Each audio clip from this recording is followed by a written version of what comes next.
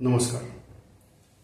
स्वातंत्र्यवीर सावरकर राष्ट्रीय स्मारक दादर मुंबई यांनी आयोजित केलेल्या प्रश्नमंजुषा स्पर्धा 2026 या संदर्भात आपण काही माहिती आणि नियमावली असं सगळं इथं आता बघणार आहोत.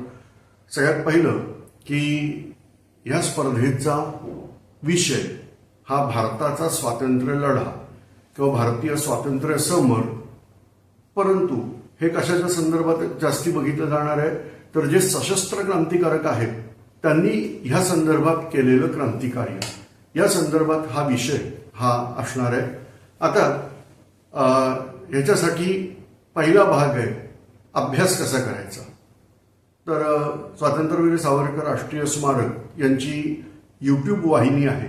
सावरकर स्मारक असं रोमन लिपीमध्ये किंवा इंग्रजीमध्ये टाईप करायचं, तुम्ही तिथं पोहोचाल. किंवा हे जे चलचित्र आहे याच्या शेवटी तुम्हाला एक QR कोड मिळेल, तर तो स्कॅन करा की तुम्ही आपल्या वाहिनीवरती पोहोचाल. आता इथं पोहोचलात की प्लेलिस्ट बघायची. ही प्लेलिस्ट ही तुम्हाला उपयोगी पडणारी आहे. या प्लेलिस्टमध्ये अगदी शेवटच्या दिवसापर्यंत म्हणजे 27 मे पर्यंत चलचित्र अपलोड केली जाणार आहेत, व्हिडिओ अपलोड केले जाणार आहेत. आणि ह्या सगळ्या व्हिडिओंचा संदर्भ आपल्याला प्रश्नमंजुषा स्पर्धेसाठी आहे. तर हे जे व्हिडिओ किंवा चलचित्र अपलोड होणार आहेत याच्यावरती ही तुम्हाला बघायची आहेत, त्याच्यातून अभ्यास करायचा आहे. ह्यावर सुमारे 75% म्हणजे 75% प्रश्न हे ह्याच चलचित्रावर आधारित असे असणार आहेत. 25% बाहेरचे असणार आहेत चलचित्राव्यतिरिक्त. कारण आजकाल आपल्याला माहिती आहे की कृत्रिम बुद्धिमत्तेचा योग्य तो वापर जर केला आपण तर आपल्याला बरीच माहिती ही मिळू शकते. तर त्यामुळे त्याच्यासाठी आपण 25% वाव ठेवलेला आहे आणि 75% मात्र संपूर्णतः हे जे चलचित्र या ठिकाणी आपण अपलोड करत आहोत तर या संदर्भातच प्रश्न असणार आहेत. अगदी डिक्टो तसाच्या तसा येणार नाही, पण त्या संदर्भातला प्रश्न हा त्या 75% असणार आहे. आता हे प्रश्न कसे असणार आहेत तर उत्तरे बहुपर्यायी प्रश्न, जे त्याला मल्टिपल चॉईस क्वेश्चन म्हणतात, तर त्या पद्धतीत प्रश्न असणार आहेत. तुम्हाला एकूण मिळून 2 डिव्हाइसेस 2 उपकरणं तुमच्यापाशी असणं आवश्यक आहे. एकामध्ये तुम्ही बघणार आहात आणि दुसऱ्यामध्ये उत्तर देणार आहे. तर युट्यूब वाहिनीवरून आता जी सांगितली युट्यूब वाहिनी सावरकर स्मारक, ज्याचा QR कोड आपण शेवटी देतोच आहोत या व्हिडिओमध्ये, तर त्या QR कोडवरती प्रश्नपत्रिका बघायला मिळणार आहे. ती आधीपासून नसणार आहे. ती बरोबर 28 मेला चालू होणार आहे संध्याकाळी 5 वाजता. जी वेळ दिलेली आहे आपल्या माहिती पत्रकात त्याप्रमाणे संध्याकाळी 5 वाजता ती सुरू होणार आहे. याचं उत्तर मात्र तुम्हाला गुगल फॉर्मवर द्यायचं आहे. तर त्या गुगल फॉर्मची लिंक ही जो व्हिडिओ प्रश्नपत्रिकेचा व्हिडिओ ऑन होईल त्याच्याच डिस्क्रिप्शनमध्ये त्याचं वर्णन असतं खालती, तर त्याच्यामध्ये तुम्हाला तो व्हिडिओ हा बघायला मिळणार आहे. तर लिंक मिळणार आहे. ती लिंक क्लिक केली की तुम्ही गुगल फॉर्मवर पोहोचणार आहात. तर एका उपकरणामध्ये तुमच्या युट्यूबवरून प्रश्न दिसणार आहे, तर दुसऱ्या उपकरणातून तुम्ही स्वतः उत्तर देणार आहे. तर याच्यामध्ये 1 तास तो जो डिव्हाइस आहे म्हणजे गुगल फॉर्म आहे तो ऍक्टिव्हेट राहणार आहे. ह्या 1 तासात तुम्हाला उत्तर द्यायचे 100 प्रश्नांची. युट्यूबवर सगळे प्रश्न असणार आहेत, त्यामुळे तुम्ही हवे तसे प्रश्न मागे पुढे करू शकणार आहात. पण हे करताना लक्षात ठेवायचं की गुगल फॉर्मवरती तुम्हाला टप्प्याटप्प्यानेच प्रश्नांची उत्तरं द्यावी लागतात. तर त्याप्रमाणे प्रश्न क्रमांक 1, 2, 3 असं करतच आपल्याला जावं लागणार आहे. गुगल फॉर्म तुम्हाला प्रश्नांची उत्तरं ही चेक करून तुमचा स्कोर सगळ्यात शेवटी तुम्हाला देणार आहे. तसं तुमचं पेपर सबमिट होईल तसा तुम्हाला हा स्कोर मिळणार आहे. ज्यांचे हा पहिला टप्पा झाला 28 मेचा. आता याच्यामध्ये जे टॉप 20 येणार आहेत, सगळ्यात वरचे 20 उमेदवार यांना आपण गुगल मीटद्वारे दुसऱ्या राऊंडसाठी बोलावणार आहोत. हाही तुम्हाला तुमच्या घरूनच द्यायचा आहे. गुगल मीटवरून तुम्ही याचं उत्तर द्यायला तुम्ही बसणार आहात. हा दिनांक 7 जून या दिवशी हा राऊंड होणार आहे. तुम्ही डिटेल्स बघू शकता. तर त्याच्यामध्ये हा दुसरा राऊंड होईल आणि ह्यातून जे सिलेक्ट होतील अशा 5 जणांना आपण प्रत्यक्ष स्वातंत्र्यवीर सावरकर राष्ट्रीय स्मारक दादर मुंबई या ठिकाणी बोलावणार आहोत. जर तुम्ही मुंबई बाहेर राहत असाल किंवा मुंबईत राहत असाल तरीही स्वखर्चाने इथं यायचं आहे. आणि हा जो राऊंड आहे हा ऑफलाईन असणार आहे, परंतु त्याचं लाईव्ह टेलिकास्ट हे होणार आहे. याच चॅनेलवरून तुम्हाला ते लाईव्ह टेलिकास्ट हे बघायला मिळणार आहे. आता यासाठी आवश्यक गोष्टी काय काय, तर सगळ्यात पहिलं आपण दिनांक 26 मे या दिवशी तुम्हाला ज्यांनी रजिस्ट्रेशन केलेलं असेल त्यांना एक छोटीशी नोटीस येईल. याच्यामध्ये दिनांक 26 मेला आपण प्रत्यक्ष संवाद हा स्पर्धकांशी युट्यूबच्या माध्यमातून साधणार आहोत की तुमची तयारी कशी असेल, काय आहे, काही डाऊट आहेत का. तर या संदर्भात आपल्याला एक प्रत्यक्ष संवाद युट्यूबच्या माध्यमातून आपण साधणार आहोत. लाईव्ह असणार आहे. याच्यानंतर आपली 28 मेला स्पर्धा होणार आहे.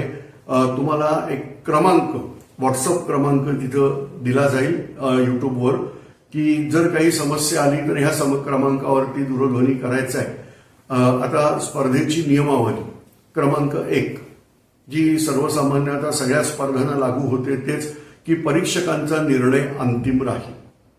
याचं कारण म्हणजे जे परीक्षक आहेत हे तज्ज्ञ मंडळी आहेत इथली आणि त्यांनी जी उत्तरं ठरवून दिलेली आहेत तीच ही ग्राह्य धरण्यात येणार आहेत.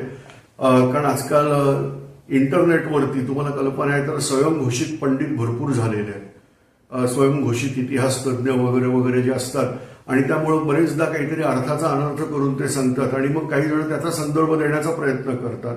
तर त्यामुळं आपल्याकडे जी अधिकृत पुस्तकं आहेत, ग्रंथ आहेत, तर त्याच्या आधारेच आपले जे परीक्षक आहेत त्यांनी उत्तरं निश्चित केलेली असतात. तर त्याप्रमाणे परीक्षकांचा निर्णय हा अंतिम असणार आहे. यानंतर जरी पहिला राऊंड आणि दुसरा राऊंड ऑनलाईन असला तरी स्पर्धकांकडून प्रामाणिकपणे अशी अपेक्षा असेल की कुठच्याही प्रकारे कपटाचा वापर केला जाणार नाही. म्हणजे एआयचा वापर करून उत्तरं शोधली जात आहेत किंवा अन्य काही गुगल सर्च करून पटापट उत्तरं शोधली जात आहेत, तर असं होणार नाही.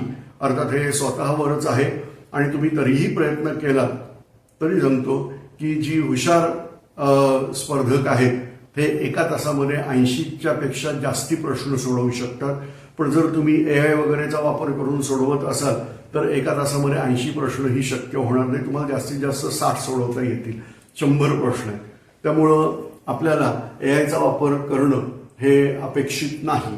जर काही जणांनी दुर्दैवाने तो केला तर गुगल मीटच्या राऊंडमध्ये तुम्ही सापडणार आहे आणि नाहीतर फायनल राऊंडमध्ये तर क्लिअरच होणार आहे. आता दुसरा मुद्दा तो म्हणजे ह्या ठिकाणी जो 28 दिनांक 28 मेचा जो फॉर्म आहे तो बरोबर एका तासानंतर डिसेबल होणार आहे. त्यामुळे होणार आहे काय की तुम्हाला एक 2 मिनिटं बाकी असताना, 3 मिनिटं बाकी असताना आम्ही टॉलरन्स देणार आहे 5 मिनिटाचा, परंतु जितकं शक्य तितक्या त्या टॉलरन्सच्या शेवटापर्यंत न जाता आधीच क्लिक करायचं की फॉर्म सबमिट. त्याचं कारण असं आहे की जर त्यानंतर उत्तरं दिली गेली, म्हणजे समजा गृहीत धरा की माझे आतापर्यंत 70 प्रश्न सोडवून झालेत आणि मी अजून 2 प्रश्न सोडवू इच्छितो, त्याच्यात वेळ चाललाय आणि तोपर्यंत गुगल फॉर्मचं सबमिट करायचं बटन दाबायचं राहून गेलं तर गुगल फॉर्म डिसेबल होणार आहे. त्या वेळेनंतर कुठचाही रिस्पॉन्स स्वीकारला जाणार नाही. तर त्याच्यामुळं तुम्हाला विनंती असेल की जी वेळ दिलेली आहे त्या वेळेच्या 1-2 मिनिटं आधीच, कारण आपल्याला माहिती आहे की इंटरनेट कधी कधी स्लो होतं, अचानकपणे लाईट जातात किंवा आणखीन काही समस्या उद्भवू शकतात, तांत्रिक समस्या. तर त्यामुळं जी वेळ दिलेली असेल त्याच्या 1-2 ते 3 मिनिटं आधीच तुम्ही फॉर्म सबमिट हे बटन दाबायचं. कृपया तो जो युट्यूबवरती पेपर असणार आहे त्याच्या खालती ते कमेंट्स असतात त्याच्यात उत्तरं लिहिण्याच्या फंदात पडू नये. कारण काही जण असंही करतात की त्याच्यामध्ये उत्तरं द्यायला सुरुवात करतात, तर ती व्हॅलिड धरली जाणार नाहीत. उत्तरं ही कंपल्सरी तुमची गुगल फॉर्म याच्यामध्येच आली पाहिजेत. ह्या स्पर्धेसाठी स्वातंत्र्यवीर सावरकर राष्ट्रीय स्मारकाने कोणतेही शुल्क आकारलेले नाही. ही संपूर्ण स्पर्धा फ्री ऑफ कॉस्ट, निःशुल्क ह्या प्रकारात आहे. आणि त्यामुळं कृपया जर कोणी तुम्हाला सांगितलं की इथं पैसे भरायचे तिथं पैसे भरायचे तर तिथं बळी पडू नका. ही पूर्णपणे फ्री ऑफ कॉस्ट स्पर्धा आहे. तर इथं फक्त तुम्हाला पहिली एंट्री करणं आवश्यक आहे, गुगल फॉर्म भरणं आवश्यक आहे. त्याच्यानंतर तुम्हाला वेळोवेळी सूचना मिळत जातील आणि त्याप्रमाणे आपल्याला पुढं काम करायचं. मात्र लक्षात ठेवा, हा फॉर्म भरताना गुगल फॉर्म जो भराल त्याच्यामध्ये तुमचा चालू असणारा भ्रमणध्वनी क्रमांक, मोबाईल क्रमांक भरायचा आहे. ज्याच्यावर व्हॉट्सअप वगैरे आहे असाच क्रमांक भरायचा, कारण बऱ्याचशा सूचना ह्या व्हॉट्सअप मार्फतही देण्यात येणार आहेत. मेलवरून पण दिल्या जातील आणि व्हॉट्सअपवरून दिल्या जातील. तर त्याच्यामुळं आपल्याला विनंती आहे की जो चालू असेल क्रमांक आणि जो फोन तुमच्याकडे असेल, कारण एका स्पर्धेच्या वेळेला असंही झालेलं होतं की फोन नंबर दिलाय पण फोन कुठेतरी गावाला गेलाय, असा प्रकार नको, मग आपलं कम्युनिकेशन होणार नाही. तर हा प्रकार असेल की तुमचा संपर्क. ह्यानंतर जी गुगल मीटद्वारे स्पर्धा होणार आहे काही वेळेला मला अपेक्षित असणार आहे ते म्हणजे प्रत्येकाचा कॅमेरा ऑन असणं हे अपेक्षित आहे. जर तुमच्याकडं नेटवर्क नसेल, काही ठिकाणी मला कल्पना आहे की नेटवर्कचे इश्यू असतात. जर तुम्ही अंतिम 20 मध्ये सिलेक्ट झालेले असाल तर ज्या ठिकाणी चांगलं नेटवर्क आहे अशा ठिकाणी आधी जाऊन बसणं हे अपेक्षित आहे. जर नुसते लोगो दिसायला लागले गुगल मीटच्या स्क्रीनवर तर त्या स्पर्धकाला तात्काळ बाद करण्यात येईल. मला स्पष्टपणे तिथं गुगल मीटवर तो स्पर्धक आणि त्याच्या आजूबाजूचा परिसर दिसला पाहिजे. कारण बरेच जण काय करतात, चेहरा झूम करतात आणि दुसरी व्यक्ती तिथं पेपर वाचत असते. तर असं होता कामा नये. आपल्याला प्रामाणिकपणे स्पर्धा घ्यायची आहे. तर त्यामुळं जर तुमचा व्हिडिओ ऑफ झाला तांत्रिक कारणाने सुद्धा तरी सुद्धा स्पर्धकाला बाद ठरवण्यात येईल. त्यामुळे एवढी काळजी आपल्याला घेणं आहे की ज्या डिव्हाइसवर तुम्ही आहात ती बॅटरी त्याची फुल असली पाहिजे. त्याच्यानंतर ज्या डिव्हाइसवर आपण आहोत त्याला रेंज चांगली असली पाहिजे, तिथं नेटवर्क चांगलं असलं पाहिजे. जर नेटवर्क इश्यू आला तर तुम्हाला एक थोडासा वेळ दिला जाईल परत कनेक्ट होण्यासाठी. परंतु माझं स्क्रीन ऑफ आहे आणि तुम्ही प्रश्न विचाराल, मी उत्तर देतो, तर प्रश्न विचारला जाणार नाही. त्या प्रश्नासाठी तो स्पर्धक बाद ठरवला जाईल. त्याच्यानंतर जर तुम्ही 10 मिनिटापेक्षा जास्ती जर बाद हे राहिलात ऑफ स्क्रीन तर अशा वेळेला तो स्पर्धकही बाद ठरवण्यात येईल. तर हे सगळे नियम हे तुम्हाला मी सांगतोय. याखेरीज ह्या चलचित्राच्या डिस्क्रिप्शनमध्ये संपूर्ण नियमावली ही तुम्हाला लिहिलेली बघायला मिळेल. धन्यवाद.